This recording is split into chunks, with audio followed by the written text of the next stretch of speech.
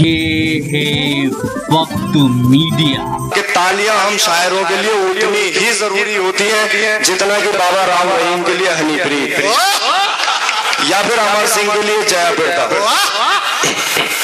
तो मैं आपसे ये दरखास्त कर रहा हूँ कि जब भी कोई शायर आए तो तालियां बजाकर उसकी हौसला अफजाई करें। अच्छा लगा तो मुझे याद आया कि मेरे घर एक मेहमान आया और उस मेहमान ने मेरे यहाँ रात में कयाम किया और सुबह फजर में उसने आवाज लगानी शुरू कर दी, खालिद भाई खालिद भाई खालिद भाई। मैं एकदम घबरा कर उठा, मैंने पता नहीं क्या आफत आ गई। मैं बैठक में गया, मैंने उससे पूछा क्या हुआ। बोला खालिद भाई एक बीड़ी मिलेगी। तो मैंने कहा यार इस वक्त। बोले यार भाई साहब टॉयलेट जाना। तो मैंने कहा भाई साहब टॉयलेट सामने चले जाओ। बोले नहीं एक बीड़ी चाहिए थी। तो मैंने कहा मेरे भाई टॉयलेट से बीड़ी का क्या कनेक्शन है। उसने कहा यार आप नहीं समझोगे। वो टॉयलेट में चला गया, आधे घंटे के बाद वापस आया, तब मुझे समझ में आया कि बीड़ी का टॉयलेट से कनेक्शन क्या होता है। यहाँ से मैंने 4 मिसरे कहे, मुलाहिजा फरमाए। अर्ज क्या है कि तुम क्या जानो लटके मारो की मुश्किल, तुम क्या जानो लटके मारो की मुश्किल, उनको कितने दर्द उठाने पड़ते हैं। तुम क्या जानो लटके मारो की मुश्किल, उनको कितने दर्द उठाने पड़ते हैं। टॉयलेट में हूँ और बीड़ी पास ना हो, टॉयलेट में हूँ और बीड़ी पास ना हो तो फिर कितने जोर लगाने पड़ते हैं। मतलब अनुभव बोलता है। बहुत बहुत शुक्रिया। देखिए अब ज्यादा जोर मत लगवाओ। देखिए मोहतरम इरफान हमीद साहब का हुक्म हुआ है कि मैं ये मिसरे फिर से हाजिर कर दूं और मुझे लग रहा है कई बीड़ी की लत के मारे यहाँ भी मौजूद हैं। अर्ज क्या है कि तुम क्या जानो लत के मारो की मुश्किल। भाई अब थोड़ा सा रहम करो। तुम क्या जानो लत के मारो की मुश्किल, उनको कितने दर्द उठाने पड़ते हैं। टॉयलेट में हो और बीड़ी पास ना हो तो फिर कितने जोर लगाने पड़ते हैं। देखिए ये लिखत साहिबा यहाँ बैठी है। तो दोस्तों ये हैं नौजवान तंज़ो मिजाह के शायर खालिद सुल्तानपुरी। देखा आपने, कुछ नए तरीके से तंज़ो मिजाह की शायरी करने आए हैं मुशायरे की दुनिया में और कामयाब हो रहे हैं। जी हाँ, इससे पहले इन्होंने सेक्स वर्ड को अपनी शायरी का हिस्सा बनाया था हंसाने के लिए और अब इन्होंने बीड़ी और टॉयलेट का कनेक्शन भी ढूंढ लिया है। तो कुल मिलाकर इस मुशायरे में इन्होंने अपने चाहने वालों का दिल जीता। पहली बार यहां मुशायरा था। इससे पहले कि आप खालिद सुल्तानपुरी को 20-25 मिनट सुने और देखें कि जिला रामपुर मसवासी के बूढ़ों से लेके जवानों तक के चेहरों पे कैसे हंसी आई, आप रुक जाइए कुछ देर और ये जान लीजिए प्रोग्राम किन लोगों ने मुनक्किद किया 1 मिनट के अंदर। और इस वीडियो को लाइक और शेयर कर सकते हैं अगर आपको पसंद आए तो। ये है वक्त मीडिया। हिंदुस्तान के सूबे उत्तर प्रदेश के जिला रामपुर की नगर पंचायत मसवासी में 23 दिसंबर 2018 को पहली बार एक ऑल इंडिया मुशायरे व कवि सम्मेलन एक शाम राष्ट्रीय एकता के नाम का इनकाद किया गया। मेहमाने खुसूसी रहे जनाब अब्दुल्ला आजम खान साहब, विधायक सुवार टांडा। मुशायरे के कन्वीनर रहे साबिक चेयरमैन जनाब मोहम्मद अहमद मुल्ला जी के साहबजादे, नेक दिल खूबसूरत इंसान जनाब मोहम्मद अकरम साहब। को कन्वीनर रहे जनाब हाजी अब्दुल रहमान साहब। इस मुशायरे में नौजवान तंज़ो मिजाह के शायर खालिद सुल्तानपुरी साहब को इलाके का नाम मुशायरे की दुनिया में रोशन करने पर एजाज से नवाजा गया। तालियां होनी चाहिए तकी बाजपुरी के लिए। और मैं उस नाम को बुलाना चाहता हूं। हमारे मध्य यहाँ पर अनवार भाई बैठे हैं, आपकी उपस्थिति हमें मिल रही है। मैं उस नाम को बुलाना चाहता हूं जो नाम आपके अपने बीच का होता है, जो नाम आप लोग गली मोहल्ले में जिसे घेर घेर के सुनते हो। हमारे भाई साहब बैठे हुए हैं। अनवर भाई सभी मेरी बात हो रही थी, कह रहे थे कि हम उसे रोज सुनते हैं, लेकिन मैं एक बात आपको बताना चाहता हूँ, जिस व्यक्ति को आप रोज सुनते हो, आप क्या कहते घर की मुर्गी दाल बराबर, सुना है आपने?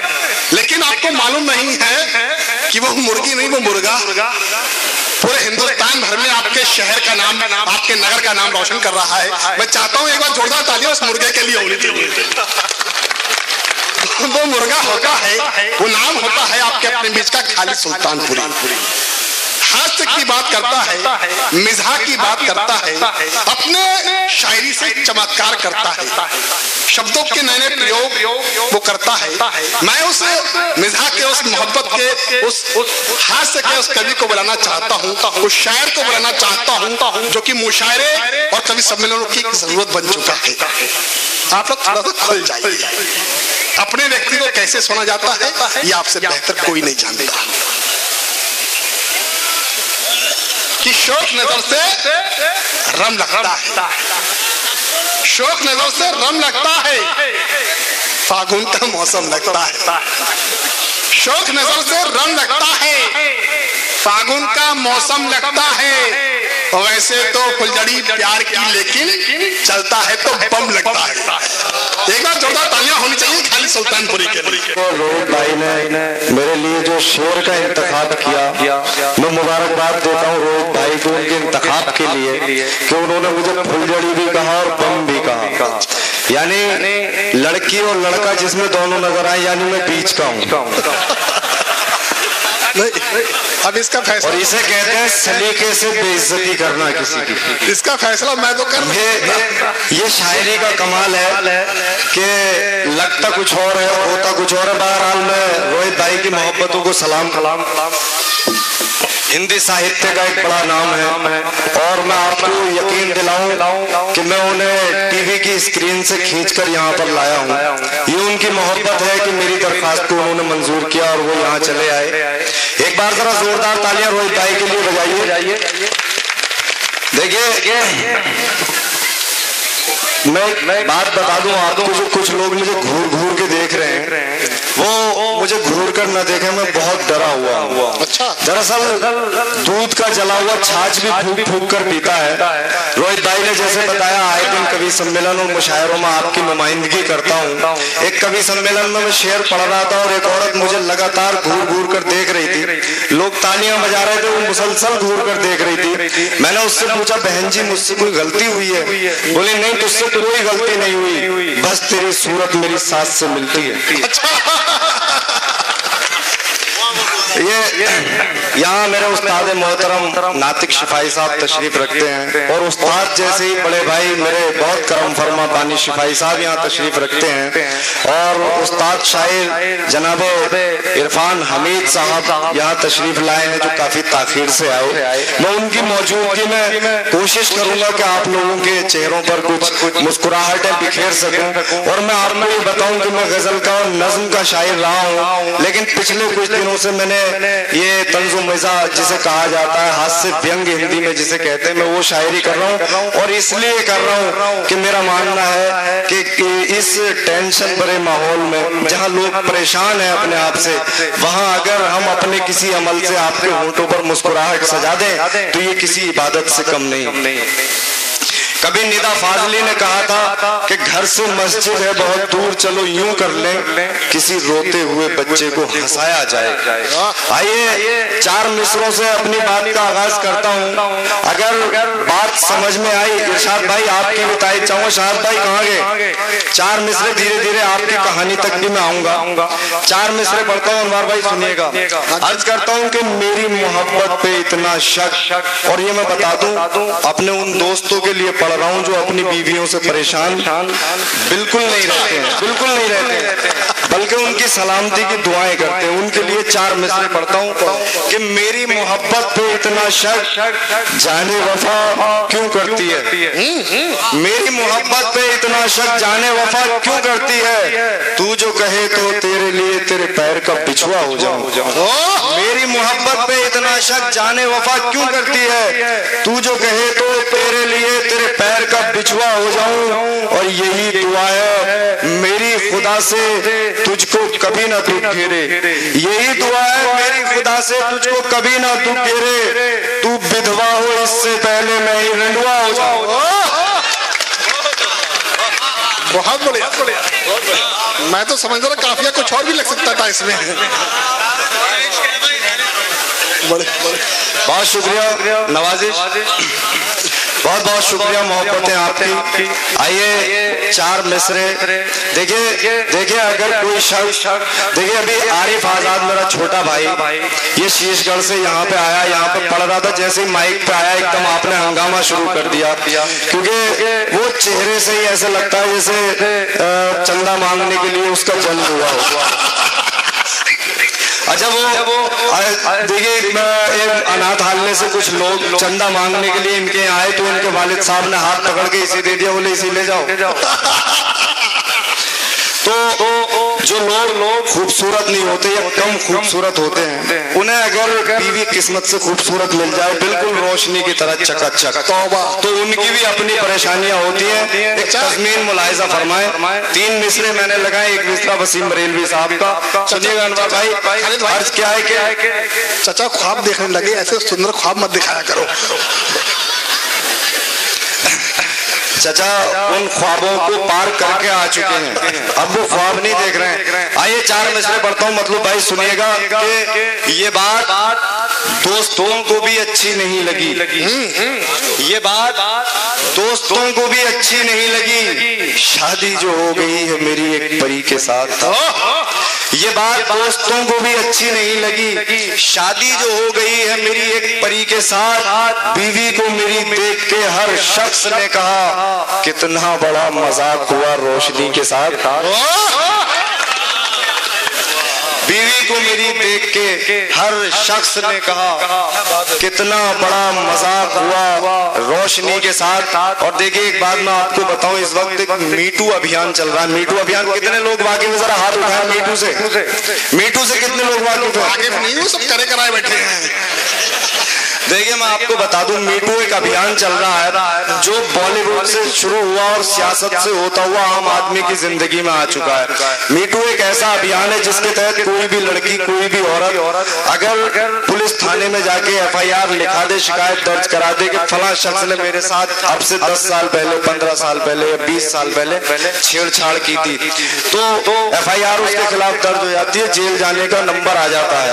तो यहाँ से एक तज़मीन मुलाहिजा करें, सुनिएगा साहब, स्टेज की भी तवज्जो चाहता हूँ। अर्ज क्या है कि ठुकरा दिया था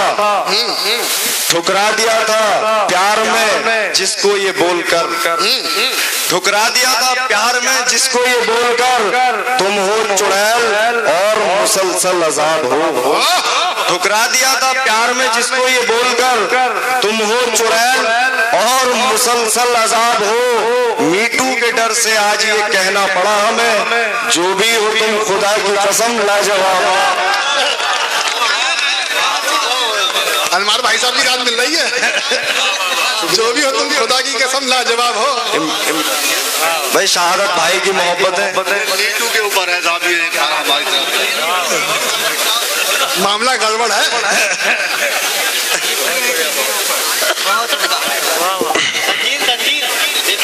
देखिए इरशाद भाई यहाँ पर बैठे हुए हैं, मेरे बड़े अजीज दोस्त हैं। कहाँ गए इरशाद भाई? वो बैठे हुए हैं।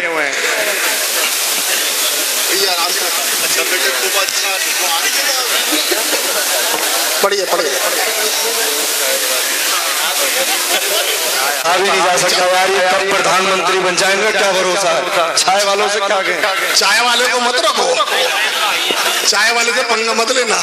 आइए देखिए इरशाद भाई यहाँ पर बैठे हुए हैं, इन्होंने मुझे एक वाकया बताया इरशाद भाई ने कि ये हुलिया इनका कुछ ऐसा हो गया है, चौराहे पे खड़े हुए थे, एक लड़की 2-3 बच्चों के साथ वहां पर आई औरत, और आके उसने इनसे किसी का एड्रेस पूछा, और जो इनसे कहा, क्या कहा ये मैं भी बताऊंगा 4 मिसरों में। उसके बाद इरशाद भाई आईने के सामने खड़े हुए और अपने आप को देखा, बोले यार वाकई उसने कुछ गलत नहीं कहा था, शर्मिंदा हुए। अब 4 मिसरों में देखे कि वो लड़की कौन थी जो इरशाद भाई को अनजाने में धोखे में क्या कह गई। सुनिए एक शख्स की तवज्जो चाहता हूं कि आईने में देख के खुद को न पहचाना गया, आईने में देख के खुद को ना पहचाना गया, वक्त ने कैसा दिया है जोर का झटका हमें। आईने में देख के खुद को ना पहचाना गया, वक्त ने कैसा दिया है जोर का झटका हमें। उलझनों ने वक्त से पहले ही बूढ़ा कर दिया, उलझनों ने वक्त से पहले ही बूढ़ा कर दिया। थी जो महबूबा कभी वो कह गई अब्बा हमें,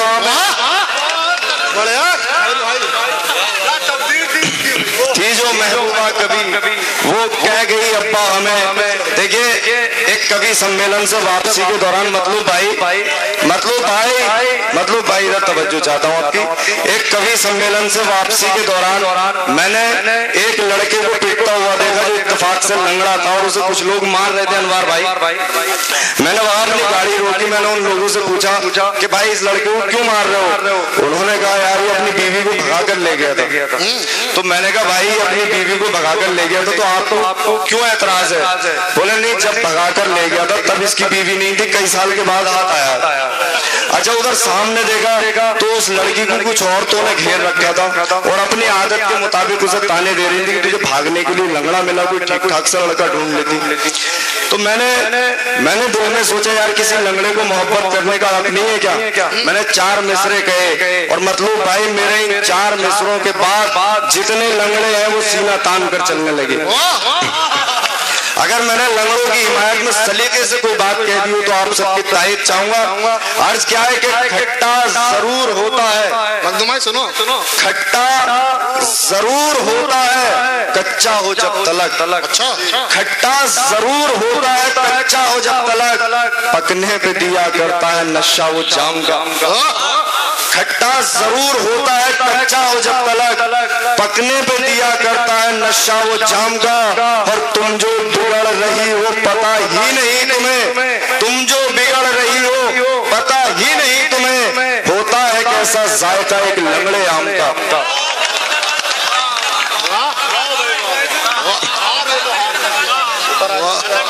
मैं नहीं चाहूंगा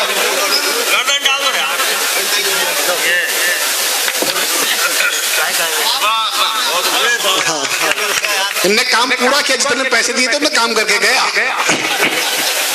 अच्छा देखिए दोस्तों मैं आपको बताऊं लत बड़ी बुरी चीज होती है। लत चाहे सिगरेट की हो, चाहे चाय की हो, चाहे शराब की हो, चाहे जुए की हो। अच्छा कुछ लोगों को लत होती है, जैसे हमारे रोहित भाई को आशिकी की लत है। अच्छा बाकी शायरों को तालियों की लत होती है।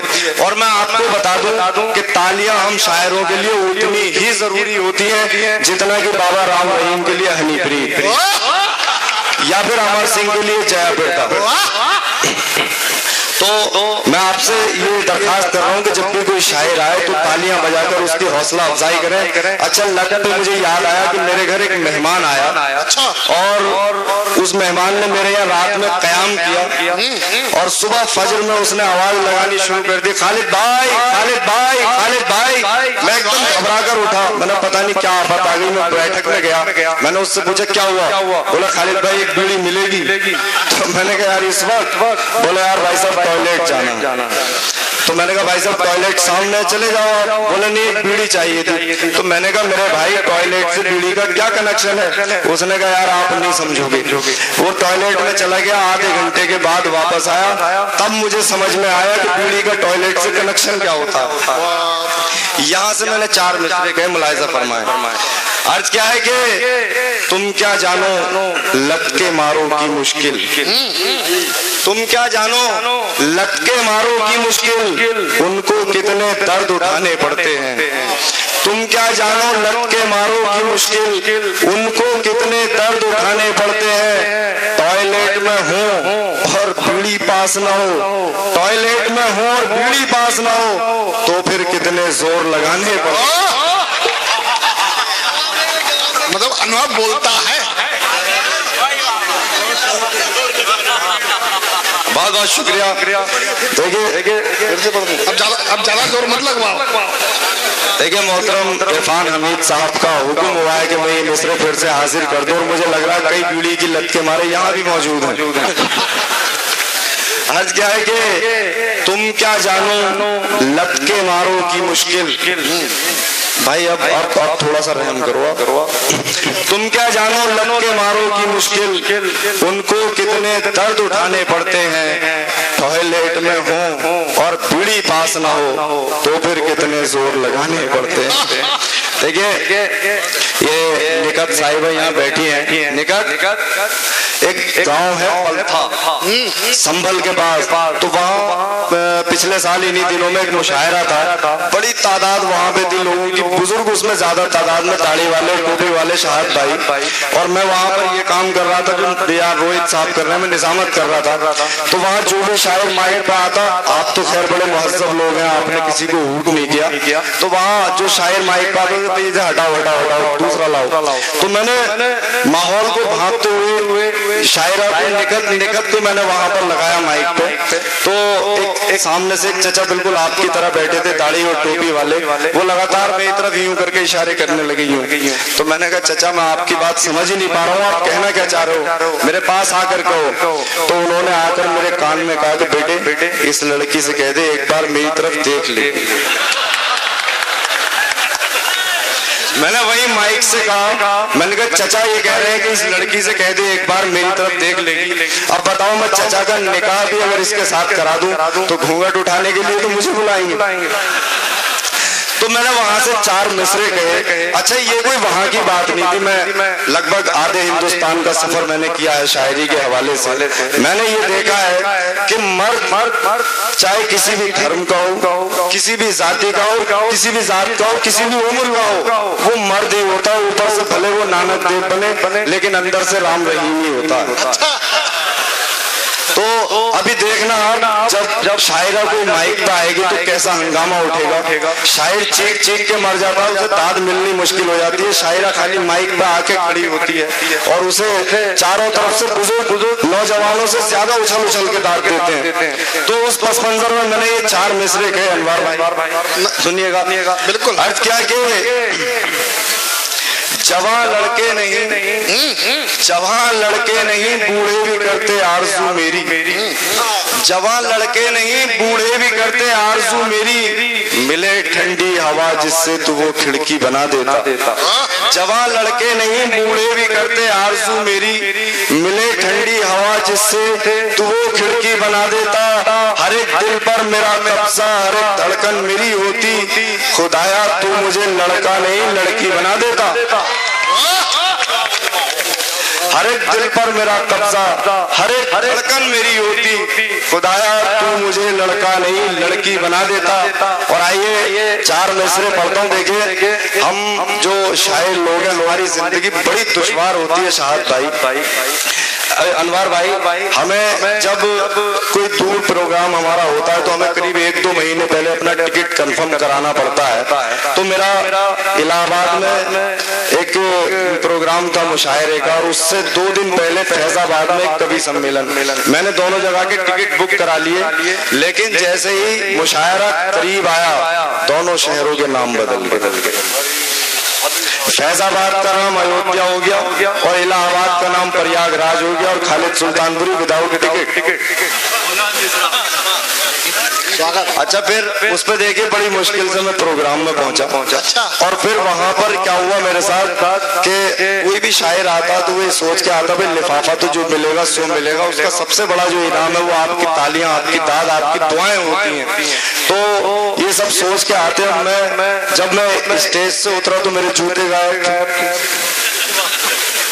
अब मैंने कहा यार मुझे नंगे पैर वहां से आना पड़ा। तो ये 4 मिसरे हुए रोहित भाई, सुनना बताओ।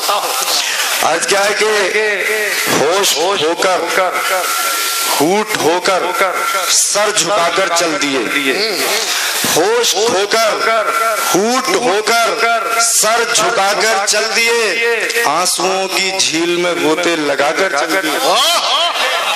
होश होकर हूट होकर सर झुकाकर चल दिए, आंसुओं की झील में गोते लगाकर चल दिए। क्या बताएं वक्त ने क्या क्या किए हम पर सितम, क्या बताएं वक्त ने क्या क्या किए हम पर सितम, दिल चुराने आए थे जूते गंवा कर चल दिए। दिल चुराने आए थे, जूते गंवा कर चल दिए। और आइए आखिरी में 4 मिसरे मुझे याद आए, 4 मिसरे में पढ़ता हूँ। ये मिसरे मेरे बड़े मकबूल हुए अनवार भाई, और ये बहुत अच्छा है कि मेरे गांव से रियासत प्रधान जी यहाँ पर मौजूद नहीं है। मेरे लिए बड़ी आसानी होगी 4 मिसरे पढ़ने में। आप सबकी तवज्जो चाहता हूँ, देखिएगा अगर किसी काबिल हुए हो कि कीड़ा लगा जो खेत में। लेकिन मैं ये अपने गांव की बात नहीं कर रहा हूँ, ये जो ग्राम पंचायतों में मैंने रिसर्च की, हालांकि हमारे गांव में ऐसा नहीं है, तो ग्राम पंचायतों की रिसर्च से जो नतीजा निकल के आया, मैं वो 4 मिसरे सुना रहा हूँ। आप ये ना समझे मैं अपने गाँव की बात बता रहा हूँ। आप देखो, पढ़ो।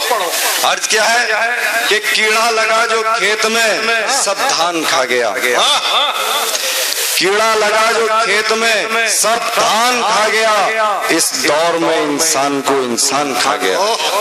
कीड़ा लगा जो खेत में सब धान खा गया, इस दौर में इंसान को इंसान खा गया। सरकार की मदद तो कमीशन में कुछ गई, सरकार की मदद तो कमीशन में कुछ गई, जो बच गई थी गांव का प्रधान खा गया। आपकी तालियां कमजोर हैं, एक बार जरा जोरदार, मैं पहली बार आपसे कह रहा हूं कि तालियां बजाएं।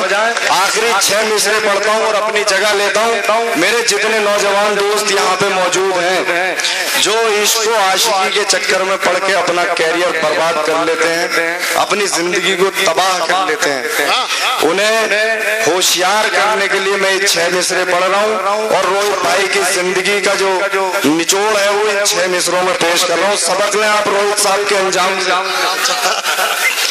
6 मिसरे सुने अनवार भाई, और मैं फिर आपकी सबकी जहमत तमाम। अर्ज क्या है कि उसने बोला था कभी के सोच कर दूंगी जवाब,